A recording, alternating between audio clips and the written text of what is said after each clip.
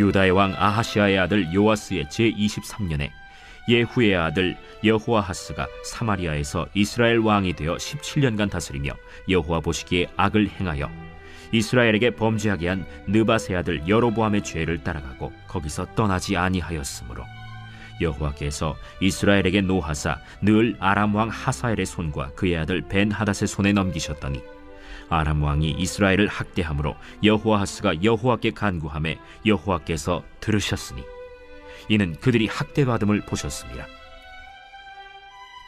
여호와께서 이에 구원자를 이스라엘에게 주심에 이스라엘 자손이 아람 사람의 손에서 벗어나 전과 같이 자기 장막에 거하였으나 그들이 이스라엘에게 범죄하게 한 여로보암 집의 죄에서 떠나지 아니하고 그 안에서 따라 행하며 또 사마리아의 아세라 목상을 그냥 두었더라. 아람 왕이 여호아하스의 백성을 멸절하여 타작마당에 티끌같이 되게 하고 마병 50명과 병거 10대와 보병 10,000명 외에는 여호아하스에게 남겨두지 아니하였더라. 여호아하스의 남은 사적과 행한 모든 일과 그의 업적은 이스라엘 왕 역대 지략에 기록되지 아니하였느냐. 여호아하스가 그의 조상들과 함께 잠에 사마리아에 장사되고 그 아들 요아스가 대신하여 왕이 되니라. 유다의 왕 요아스의 제37년에 여호아하스의 아들 요아스가 사마리아에서 이스라엘 왕이 되어 16년간 다스리며 여호와께서 보시기에 악을 행하여 이스라엘에게 범죄하게 한 느밧의 아들 여로보암의 모든 죄에서 떠나지 아니하고 그 가운데 행하였더라. 요아스의 남은 사적과 행한 모든 일과 유다 왕 아마샤와 싸운 그의 업적은 이스라엘 왕 역대 지략에 기록되지 아니하였느냐. 요아스가 그의 조상들과 함께 잠에 이스라엘 왕들과 함께 사마리아에 장사되고 여로보암이 그 자리에 앉으니라. 오늘 말씀은 반복되는 죄라는 제목으로 함께 말씀을 나누겠습니다. 오늘 본문의 이야기에서는 이제 여로보암의 죄를 답습한다라는 내용이 나옵니다.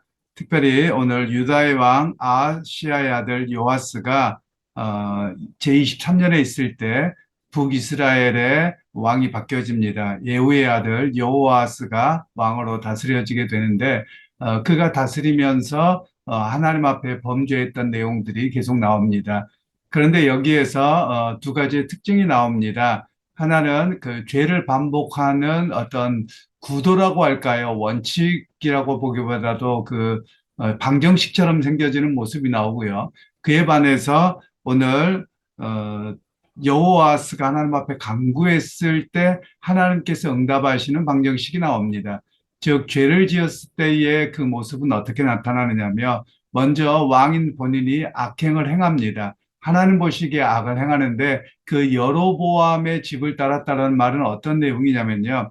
여로보암이 남유다와 북이스라엘이 갈라졌을 때 이스라엘 백성들이 남유다로 예루살렘으로 성전으로 예배하러 갑니다. 제사로 가는 것이 못마땅해서 그가 베델에 금송아지를 만들어 놓고 이것에서 섬기라고 하고 자기가 임의로 대제사장을 임명합니다. 그래서 이스라엘로 하여금 하나님을 떠난 우상숭배에 나가게 합니다. 바로 그런 면을 여로보암의 뒤를 따랐다라고 성경은 이야기를 합니다. 그러니까 자기 자신만이 아니라 백성들로 하여금 하나님을 떠난, 즉 종교성만 이용해서 하나님을 떠나고 말씀을 떠나게 하는 그런 모습을 가리켜서 여로보암의 죄를 이은 것으로 성경은 이야기를 합니다. 그러면서 그 죄를 행하는 방정식을 보면 첫 번째로는 본인이 악을 행합니다. 그리고 백성들로 하여금 범죄를 하게 합니다. 그리고 죄를 따라가고 그리고 떠나지 아니합니다. 계속 이것이 반복돼요. 유다 백성이나 특별히 이제 북이스라엘의 왕들에게서 많이 나타나는데 본인에게 하나님께서 왕위를 허락하셨으면 하나님께 감사하며 굳건하게 의지해야 되는데 하나님을 떠납니다. 그리고 나서 범죄하게 하고 그리고 죄를 따라갑니다. 즉 죄 짓는 모습만을 열심히 따라갑니다. 그리고 그 죄로부터 떠나지 아니하고 그 안에서 주저앉아 버리게 되는 것이죠. 결국 죄라고 하는 특성이 무엇입니까? 한번 죄를 짓고 나면 그것으로 멈춰지는 것이 아니라 거기에 죄가 계속 연관되어서 죄를 짓게 합니다. 그리고 그 죄의 모습을 따라가게 합니다. 그리고 거기에 주저앉아서 그 자체를 즐기는 모습으로 변해버리게 되는 것이죠. 그러게 여러분 우발적으로 실수할 수는 있을 겁니다. 그런데 실수했을 때는 빨리 죄를 용서하고 자기 I'm sorry를 해야 되는 겁니다. 그런데 그 실수나 여러 가지에 대해 I'm sorry를 하고 회개하지 아니하면 그것이 반복되어집니다. 그리고 아무렇지도 않게 생각되어지고 그것이 당연한 듯이 여기게 되는데 바로 그것이 죄의 특성이라는 사실을 우리에게 말씀하고 있습니다. 그러면서 이제 여호아스가 아람 왕이 크게 쳐들어오니까 그때서야 하나님이 생각나는 겁니다. 그래서 하나님께 간구했더니 하나님께서 그 기도를 들으시고 멈추셨습니다. 그리고 그걸 막아주셨습니다. 이게 하나님 앞에 기도하는 방정식입니다. 하나님을 구하는 방정식입니다. 즉 하나님을 구하는 방정식은 굉장히 간단합니다. 하나님 앞에 문제를 가지고 나와서 자기의 죄됨을 고백하고 회개하면 하나님께서 곧바로 응답해 주시고 변화를 주셨습니다. 왜 그렇습니까? 하나님께서 당신의 백성을 지키시겠다고 하는 그런 약속의 근거에서 하나님께서 그렇게 하셨다라는 것을 이야기합니다. 물론 여호아스가 지금 당장 문제가 조금 해결되니까 또 반복을 합니다. 어떤 반복을 하냐면 이제 문제가 해결되니까 하나님을 또 떠납니다. 바로 이게 인간의 죄된 모습이거든요. 끊임없이 하나님 앞에서 자기 자신을 은혜를 베푸셨다면 그 하나님 앞에서 굳건하게 있어야 됩니다. 그 신실함이라고도 하고 충성이라고도 합니다. 은혜를 경험한 사람으로 붙들어야 됩니다. 그런데 오히려 그렇게 하기보다는 하나님을 떠납니다. 그리고 자기가 원래 했던 방식과 습관으로 나가게 되어지는 것이죠. 그래서 오늘 우리에게도 죄를 이야기할 때 그렇습니다. 우리가 가지고 있는 그 영향력도 마찬가지인데요. 선대 왕이었던 여로보암이 행했던 죄를 계속 반복합니다. 그래서 완전하게 죄에 대해서 철저하게 끊어내지 아니하면 아니 되는 겁니다. 우리가 오늘날 세례가 많이 약화됐습니다. 세례의 의미가 과거로부터의 단절이라는 의미를 가지고 있거든요. 그래서 세례를 할 때는 받을 때는 물에 들어갔다 나온다 또는 물로 적시한다 이 모두가 다 해당되어지는데 이 말은 죽었다가 내가 새로운 사람으로 살아갑니다라는 겁니다. 즉 이야기는 죄된 본성을 따라가고 하나님께로부터 멀어져 가던 인생이 이제는 방향을 바꾸어서 비록 내가 여전히 죄된 영향력이 남아있음에도 끊임없이 의지적으로 하나님의 말씀을 따라 살고 하나님을 의지하고 살아가겠습니다. 이런 모습이 바로 세례라고 하는 것입니다. 그래서 예수님께서는 우리를 가리켜서 우리를 새로운 피조물이라고 성경에 말씀하고 계시는 것이죠. 그러니까 과거의 세상의 지배, 죄의 지배, 욕망을 따른 지배를 따라 살아가는 자가 아니라 바로 하나님의 말씀을 붙들고 의지하고 믿음으로 살아가는 새 창조물로 우리를 만드셨다고 부르셨다고 말씀하고 계시는 것이죠. 그러게 여러분 오늘 우리가 성경의 방정식을 잘 기억해야 되겠습니다. 죄라고 하는 특성은 본인은 죄를 짓습니다. 그리고 그 죄를 다른 사람들로 하여금 아무렇지도 않다는 거예요. 괜찮다는 거예요. 뭐, 누구도 한다, 뭐도 한다, 다른 사람도 한다, 그래서 괜찮다. 그래서 다른 사람들로 하여금 범죄하게 합니다. 많은 사람이 범죄하게 되면 나만이 아니기 때문에 괜찮다고 느껴지는 겁니다. 우리 주변에도 그런 경우가 많이 있죠. 혼자 죄를 지으면 다른 사람을 의식합니다. 그런데 함께하는 사람들이 다 같이 하잖아요. 그러면 죄의식을 잃어버립니다. 이것을 집단 최면의식이라고 말을 하거든요. 이런 모습은 전쟁에서 나타나거나 아니면 다수의 사람들이 누군가를 왕따시키고 죄 짓는 그런 모습에서 나타나는 겁니다. 그리고 또 죄를 따라갑니다. 한 번 죄를 짓게 되잖아요. 그럼 그 하나 가지고 끝나는 게 아니라 자꾸만 뭔가를 더 합니다. 더 신나는 거, 더 재미난 거, 더 악한 것 때도 아무렇지도 않은 거예요. 그래서 죄가 더 깊어지는 겁니다. 그래서 초창기의 죄 문제를 빨리 해결하지 아니하면 죄가 너무 깊어져서 돌이킬 수 없게 되는 그런 상황이 되고 마는 것이죠.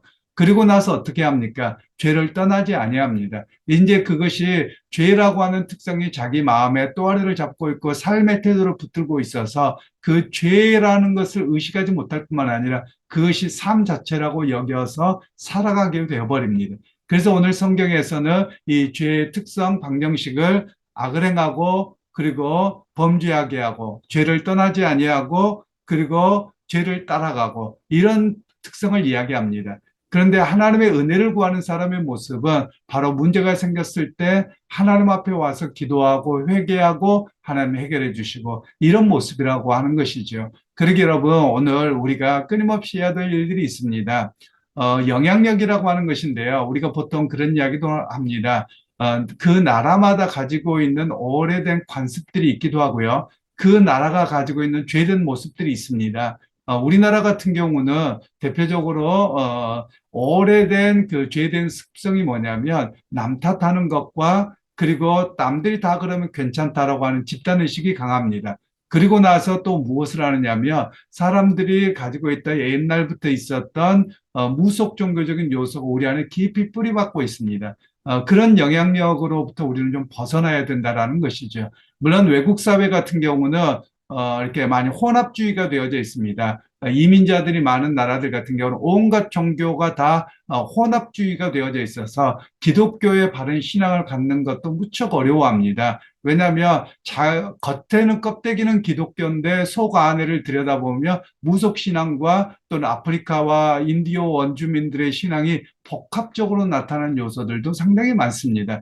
그래서 우리가 해야 될 일들이 뭐냐면 끊임없이 하나님 앞에서 우리 자신을 되돌아보는 일이고요. 그리고 우리가 하나님의 말씀을 따라서 죄라고 지적되어지며 우리 민족이 원래부터 그랬다 아니면 옛날부터 이렇게 했다가 아니라 하나님 이것이 죄라고 지적하시기에 내가 바로 돌이키겠습니다라는 바로바로의 결단이 필요합니다. 뒤로 미루잖아요. 그러면 변화가 없습니다. 결국은 죄의 깊은 수렁에서 헤어나오지 못하게 되는 그런 모습이 되고 말더라라는 것입니다. 그러기에 믿음의 형제 자매 여러분, 오늘 우리가 이 방정식을 꼭 기억하십시다. 죄의 방정식은 본인이 악을 행합니다. 그리고 다른 사람들도 죄를 범하게 합니다. 그리고 본인이 죄를 따라갑니다. 더 좋아하게 됩니다. 그리고 그 죄를 떠나지 않고 그것이 자기 자신이냐 그렇게 하려고 하는 특성을 가지고 있다는 것을 잊지 않으셔야 되겠습니다. 그리고 하나님 앞에 기도하는 사람의 모습은 끊임없이 문제가 지적될 때마다 또는 문제가 생길 때마다 자기 자신을 되돌아보고 하나님께 문제를 가지고 나와서 기도하는 사람입니다. 그러기 여러분 오늘 우리 주변에 있는 또 우리나라에 있는 또 많은 이들이 죄에 대한 습성들이 아무렇지도 않은 듯이 합니다. 뭐 대표적인 이야기로 많은 이야기를 할 수 있겠는데요. 우리 한국 사회가 여러 가지 문제가 되는데 그중에 음주 문화가 많이 문제가 됩니다. 혹시 방송 중에서라도 음주를 하시는 분들은 좀 기억하고 잘 들으셨으면 좋겠는데요.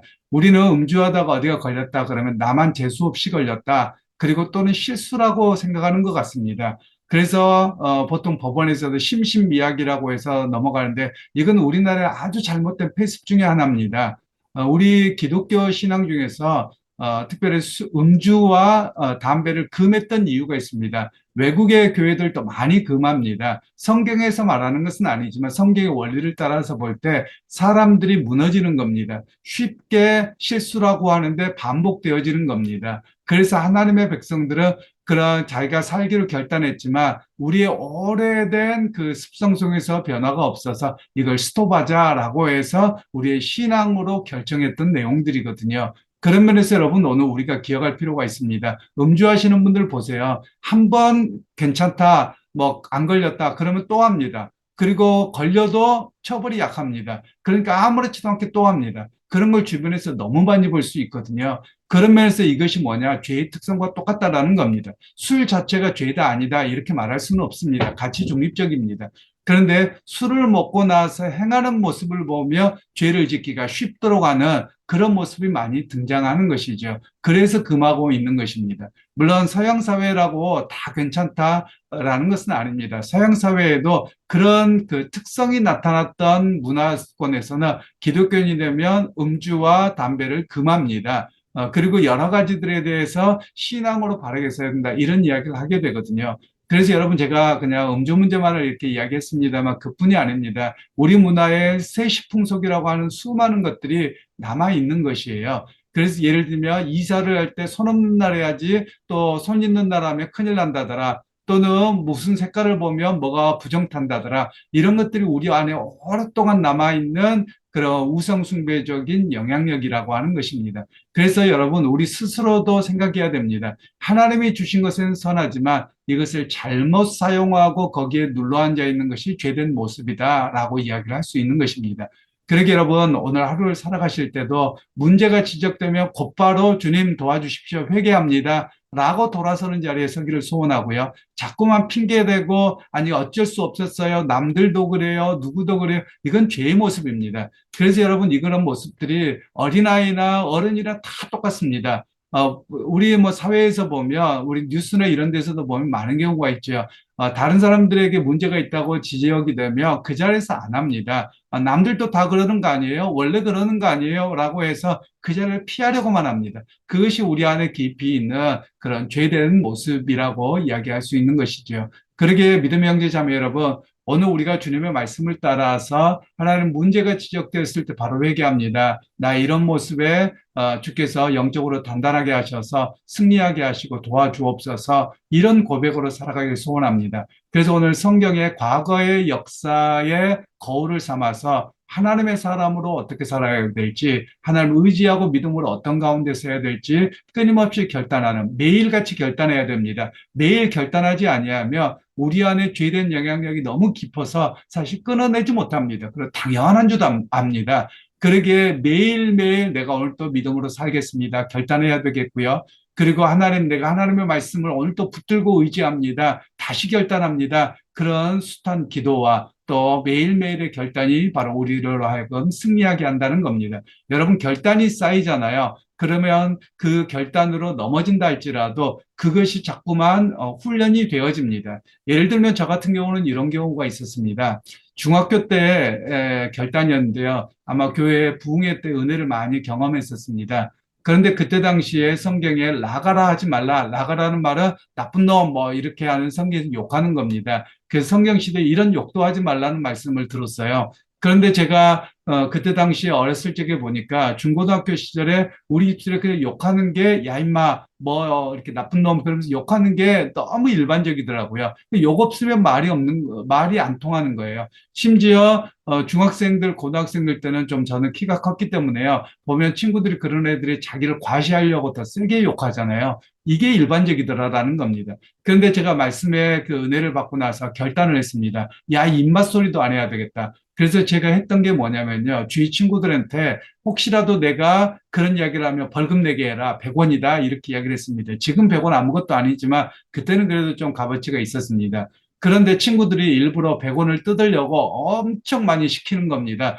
사람 열받게 하는 것이죠. 그러다가 제가 지켜버리니까 끝까지 흔들리지 않고 매일매일 결단하고 그랬더니 친구들이 나중에 포기를 하더라고요. 그래서 여러분, 오늘 우리에게도 마찬가지입니다. 이게 꼭 사단의 역사와 똑같습니다. 우리가 하나님 앞에 믿음으로 살겠다고 결단하고 죄된 습성을 끊겠다고 결단하잖아요. 그러면 죄 지을 일이 더 많아요. 죄 짓도록 유혹하는 일이 더 많고요. 핑계대는 일들이 훨씬 많아지도록 합니다.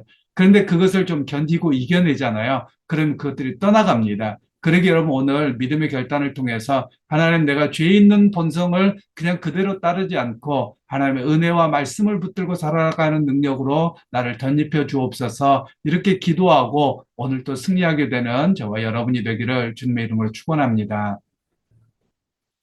하나님 아버지, 은혜를 감사합니다. 오늘 또 죄의 특성들이 무엇인지, 또 죄의 모습이 어떻게 우리를 유혹하는지, 또 어떻게 변해가는지에 대한 이야기를 들었습니다. 하나님, 우리 각자가 깨어있게 하셔서 주님 앞에 날마다 믿음의 의지와 결단을 통해 승리하게 하시고, 그 의지하고 나아가는 가운데 성령의 도우심을 경험하는 믿음의 사람들이 되게 하시고, 우리 안에 죄된 특성이 우리의 삶 그 자체가 되는 것이 아니라 하나님의 말씀을 붙들고 의지하고 살아가는 그런 거룩함이 일상이 될 수 있도록 은혜 베풀어 주옵소서. 예수님의 이름으로 기도하옵나이다. 아멘.